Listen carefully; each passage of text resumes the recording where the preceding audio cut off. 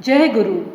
Pujya Swamiji says, by dana alone, one's wealth and possessions can be purified. Dana will remain an undecaying source of blessings for countless succeeding generations. The 33rd annual Anna Vastra Dana Satram, 30th June to 15th August 2018, conducted by Narayanashrama Tapovanam and Hind Navothana Pratishthan. 3 kg rice, sari or dhoti, blanket or bed sheet, and prasada will be given to 37,500 poor families of Kerala, Jharkhand, West Bengal, and Delhi NCR. Join us in this noble mission. Contributions are eligible for tax exemption under Section 80G. For more information, visit the ashram website swamibhumanandatirtha.org. Write to ashram@bhumananda.org. Jai Guru. Do you ever wonder where lies lasting happiness? How to make our mind strong and confident, have clarity in decision making, have an enlightened assessment of our life and the world. Join the 2-week Vedanta retreat with Swami Nirvisheshananda Tirthaji. Enlightened Living, Walking the Inner Path, 1st to 15th December 2018, Jamshedpur, India. The retreat includes discourses on Bhagavad Gita and Upanishads, interactive Q&A sessions with Swamiji, guided introspection, prayers and meditation, shloka learning and chanting. For the age group 20 to 60 years. For more information, write to programs@bhumananda.org. Visit the ashram website swamibhumanandatirtha.org. एकमेव सदनेककारणं कारणान्तरनिरास्य कारणं कार्यकारणविलक्षणं स्वयं ब्रह्मतत्त्वमसि भावयात्मनि यदा सर्वे प्रभिद्यन्ति हृदयस्येह ग्रन्थयः अथमत्यः अमृतः भवति अथमत्यो अमृतो भवति. The matyaha, the mortal human being, becomes immortal. Here itself, iha. Etavat anushasanam. Up to this, etavat means up to this. Anushasanam means following our gurus and preceptors. We know only up to this. If you don't believe in this, do something else. I have nothing to say. This is what we have known and we have to tell you. That's all. If you feel the truth is something else, you carry on. If you feel that what I am speaking is truth, you follow. This is the humility of our Shastras. He is ending the Shastra with Etavad Anushasanam. This is what we have learned from our Gurus, and this is what we can communicate also. More than that, we don't know. Because when they are saying that how this Atma can be known, it cannot be described by anything at all. No sense perception, nothing. No description at all. How can it be known? He says, Sve Mahimni. The Atma is its glory, its own glory, not by any of the worldly objective attributes or anything. It has its own glory. Saying that it has its own glory, he thinks that when we say it has its own glory means again we will think that glory I will see one day. Because the delusion doesn't go. So immediately he says, Sve Mahimni Athava Na. He is known by his own glory or perhaps not. This is the humility of a Shastra. Here they say that this is what we have learned from our gurus and preceptors, and this we have to tell you. Whether you follow this or something else, it is up to you. We don't bother about it because we are fulfilled with this. That is the statement. So this is the end of the Upanishad. Then there are some appendix, 2 shlokas are there, 2 or 3. They are a little of Yoga Shastra is put at the end. It might be there in the original Upanishad or added later, but as per the shloka, the Upanishad has ended because he has said, Etabat Anushasanam. These 2 shlokas or 3 shlokas I will take. They are done actually earlier also, other places also. Why it has come as an appendix, I don't know. Maybe it is related to some yoga experiences also. We will discuss about it. So basically, the Upanishad is over here. This is the last shloka. Yoga Vasishtha says, Bandho hi vasana bandho, mokshasyad vasanakshaya. This you can write there, it is very important. Yada sarve pramuchyante, there Yoga Vasishtha is saying, Bandho hi bandho, mokshasyad vasanakshaya, vasanam tvam parityajya, moksharthitvam apityaja. लिखेंगे आप, बंधो ही वासना बंधो, मोक्षस्यात् वासनाक्षया, वासनां त्वं परित्यज्य, वासनां त्वं परित्यज्य, मोक्षार्थित्वं अपि त्यज. He says, in Vasishtha's style, he repeats and he says that raising hand, I am saying this, nobody is there to listen, like that. He says, Bandho hi vasana bandho. The bondage is vasana and vasana alone. Bandho hi vasana bandho. Moksha syad vasanakshaya. The moksha is nothing but getting rid of the vasanas. And it is not at all difficult. The moment we understand the redundancy of the vasana, redundancy of the desires, the meaninglessness of the desire, futility of the desires, that it is only deluding us, there is no fulfillment out of it, then automatically vasanakshaya will take place. Moksha syad vasanakshaya, vasanam tvam parityaja. O Rama, leave all the vasanas. Parityaja means from all sides, all kinds of vasanas, leave. And when you have left all the worldly desires, then what should you do? Moksharthitvam apityaja. In Sadhana Chatushtaya, the last is Moksharthitvam is the last.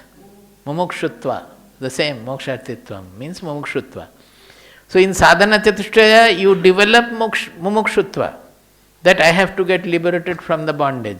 But when you have left all the worldly desires, then the last bondage is the Mumukshutva. That also has to be dropped. Then whatever remains. That is the ultimate truth. Moksharthitvam apityaja. But don't leave it right away. After the worldly vasanas have gone, we have to leave the moksharthitvam, not now. See, when we express something as our opinion or so, we are so egoistically, rigidly clinging to that. हमारा opinion है. हम दूसरों के ऊपर चढ़ाना चाहते हैं. But see how they are saying, with so much of detailed, so many things they have spoken of. Then he says, this only we know and we can communicate only this. Beyond that, we don't know.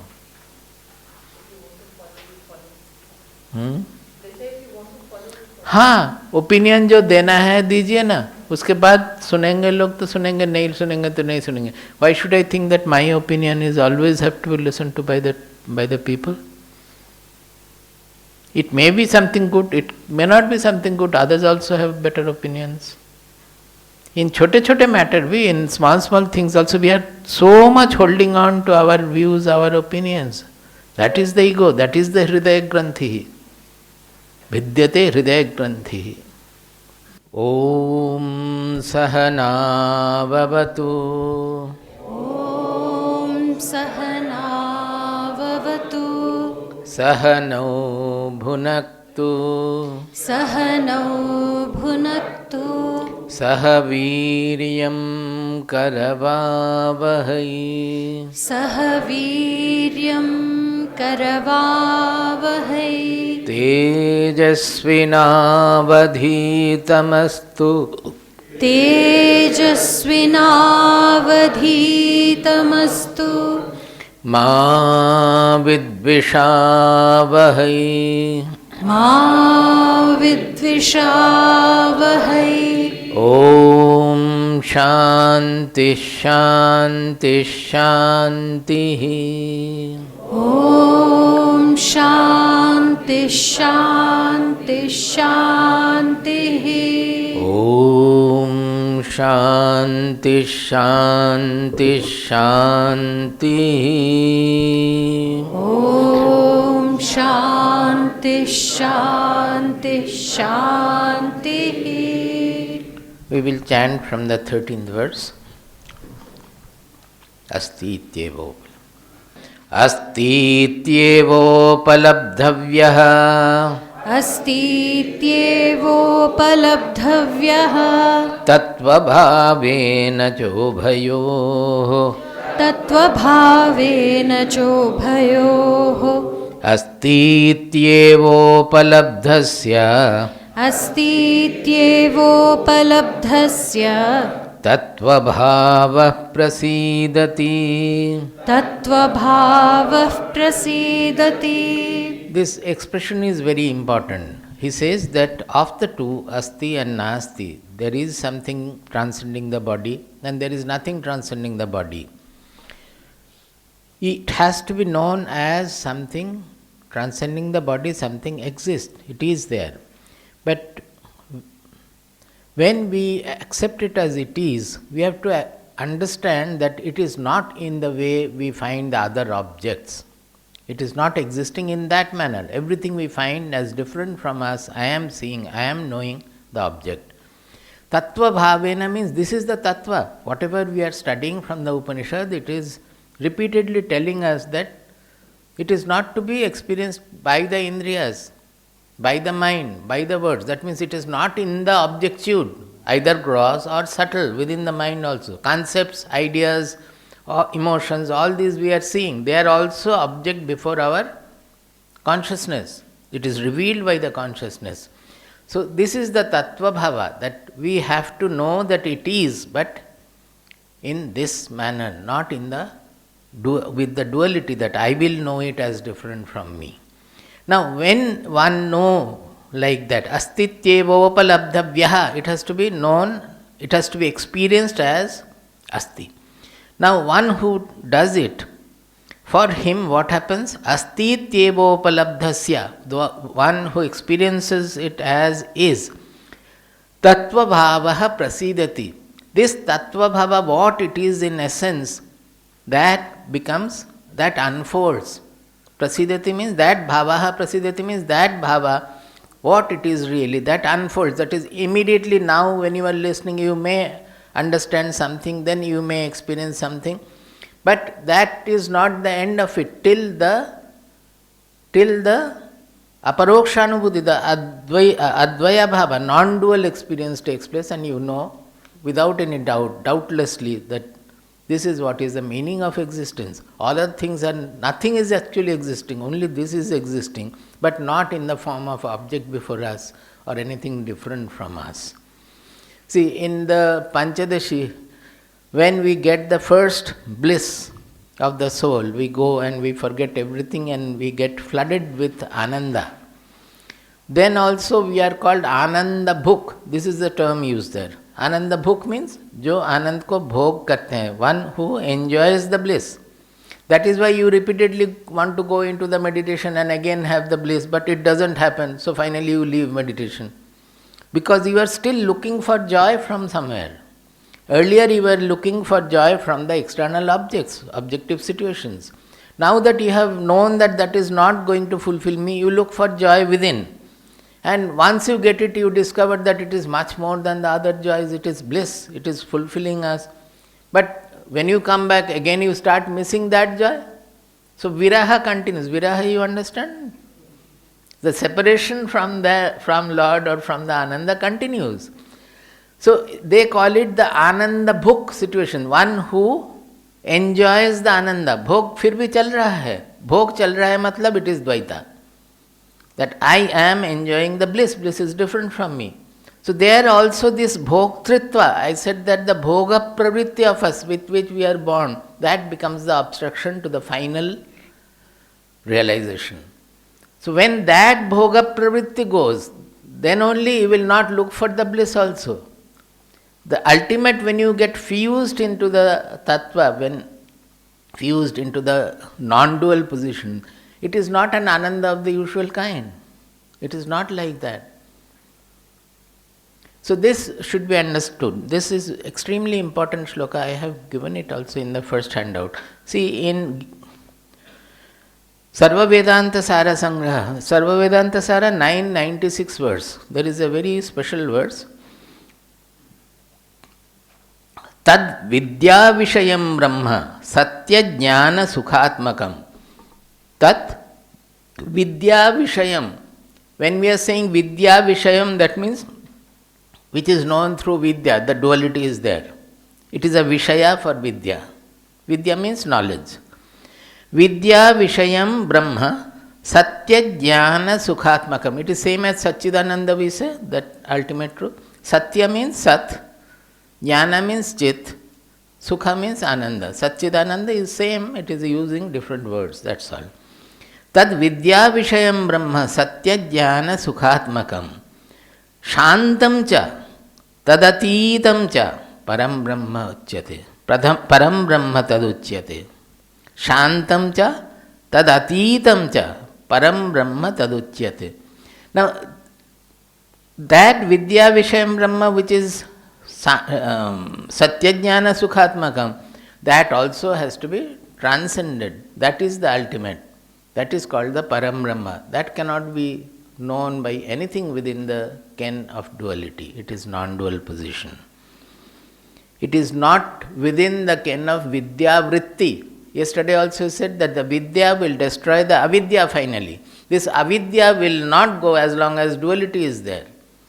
When that non-dual position only, we will find that we are not limited. There is no duality at all anywhere. It is amness only is existing, is there. So it is not this Shantam cha Tadatitam cha. It is not within the ken of the Vidya Vritti. So this is from Sarva Vedanta Sarasam, 996. So because the ultimate truth, the Purushaha, as he has said, is Alinga. It does not have any insignia. It doesn't have any upadhi, we say. Upadhi means any mark or parameter by which it can be identified.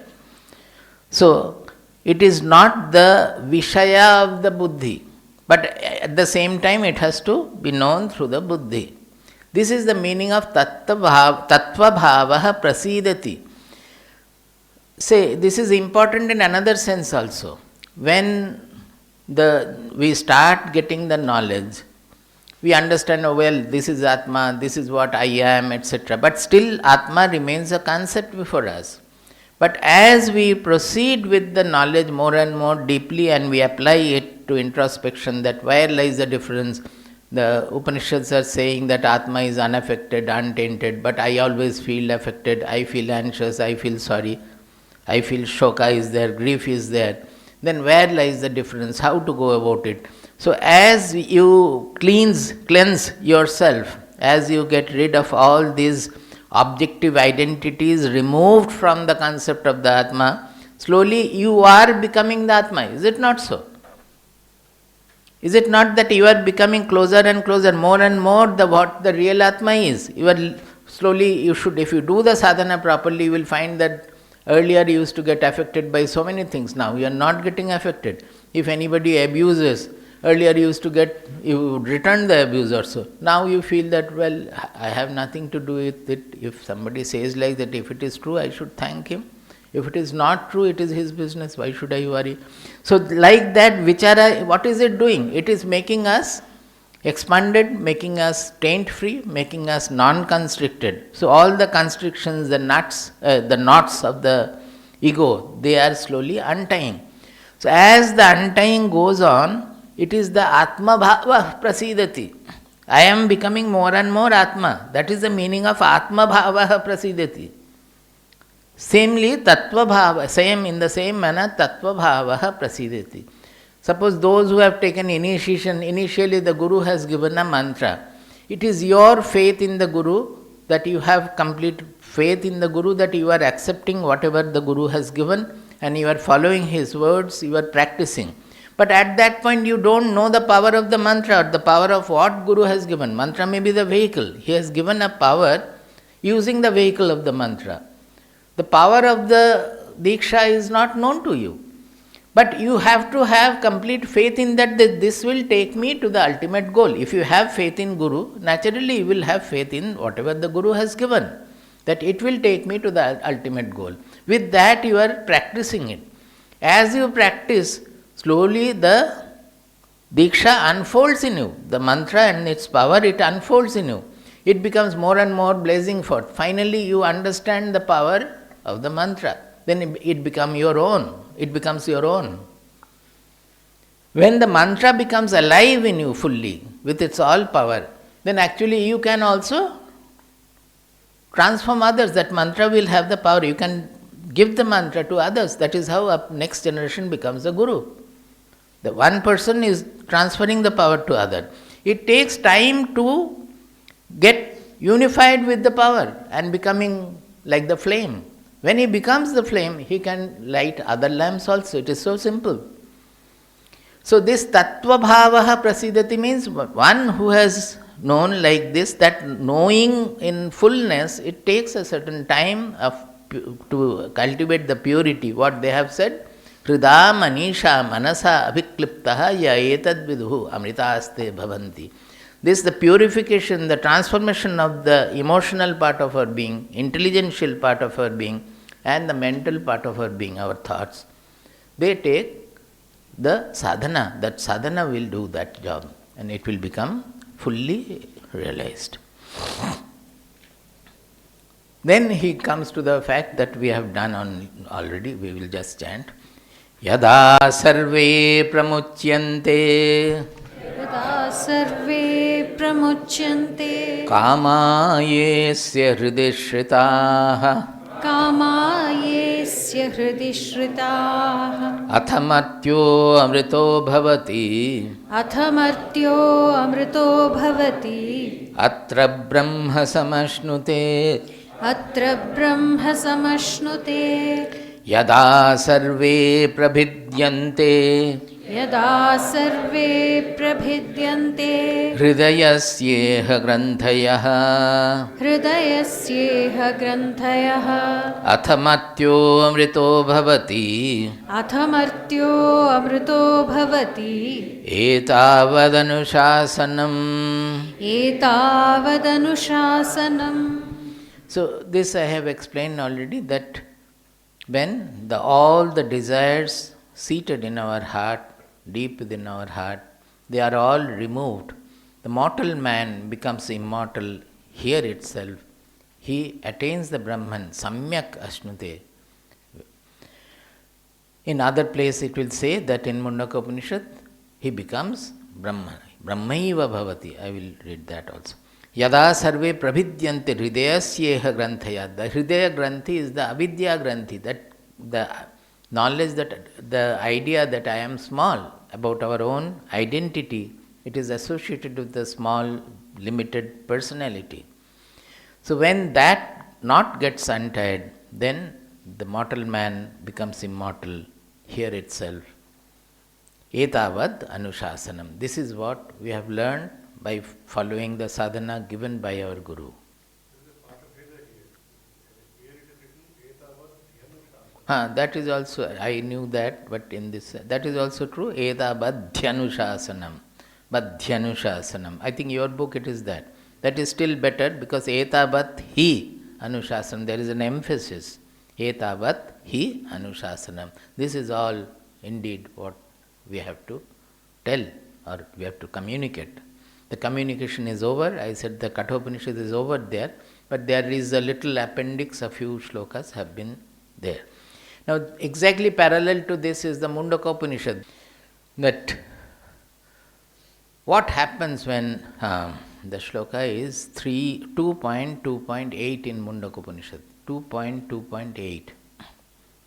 Vidyate hridaya, acha, you can chant. Vidyate hridaya granthihi. भिद्यते हृदयग्रन्थिः Chidyante sarva samshayaha. छिद्यन्ते सर्वसंशयाः भिद्यते हृदयग्रन्थिः भिद्यते हृदयग्रन्थिः छिद्यन्ते सर्वसंशयाः छिद्यन्ते सर्वसंशयाः क्षीयन्ते चास्य कर्माणि क्षीयन्ते चास्य कर्माणि तस्मिन् दृष्टे परावरे. तस्मिन् दृष्टे परावरे. He says that tasmin drishte paravare. Tasmin drishte paravare. This is generally called sati saptami. Sati saptami means when conditional. Here we are applying saptami. Tasmin drishte sati. That means when it is seen, the truth is seen, truth is realized. Where paravare, again, in the para as well as avara, that means in the great as well as the small, in the gross as well as the subtle, that is everywhere. There is nothing other than the truth at all. This is the realization that when it is known in the great, that is, it should not be only in the meditation and not in the world. It cannot be. It has to be in the meditational experience as well as non-meditational experience. So, tasmin drishte paravare. What happens to the person who has realized this truth in everything? That means everything is appearing in it. It is not that going to everything you find that Brahman is there, going to another place you find Brahman is there. It is not like that. It is not in the objectitude. It is a subject, our Atma, in which the whole universe is appearing to be. So there cannot be anything other than the consciousness, our Atma. That is the idea. Now when it happens, what happens to the personality? What happens to the man? Because the whole purpose of the sadhana is to transform our own personality, which consists of our emotion, our mind, our intelligence, faculties. So he says three are the outcomes. What is that? Vidyate hridaya granthi. That means the knots of the avidya are broken. That means knots of ego are gone. What is the ego? Ego is always giving us the identity of a small, segregated, separated existence. Is it not so? I am different from all others. I am this, I am that. He is not like that. So it is giving us, the ego is making us small, limited, separated, fragmented identity. That is the hridaya granthi. He says, vidyate hridaya granthi. He becomes universal. His identity becomes universal.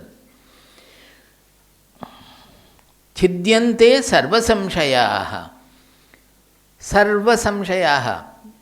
That means chidyante means all the doubts are removed. It is a doubtless state. No doubts should remain in the intelligence. That means it is a fulfillment for the intelligence. Doubts might be there that how many years this bulb will last or not. That we will not know. We will ask the person who has made it, and it may not be according to that. We will not know the camera, we will not know the building. The doubt about the truth, who am I and what is this, have I realized, have I not realized, all these things. The intelligence, when it is freed of all these doubts, then it is a freedom for the intelligence also. It is an intelligential freedom. What is the freedom for our emotional being? When we become universal, we no longer have limited small feeling. That is the constriction of the heart goes. That is the emotional freedom. Because you start loving the whole world, embracing the whole world. So that is the emotional freedom. Then the intelligential freedom is doubtlessness, that you don't have any more doubt, anything to be done. Then these two will lead to kshiyante chasya karmani. He will not have any karma, means that he will not be bound by the causality. He will not have anything to do. I have done this, I have done something great, or I have done something sinful, or I have to do this, I have to do that. Nothing of that. Whatever comes, he goes on doing. He doesn't think that I am doing this or I am doing that.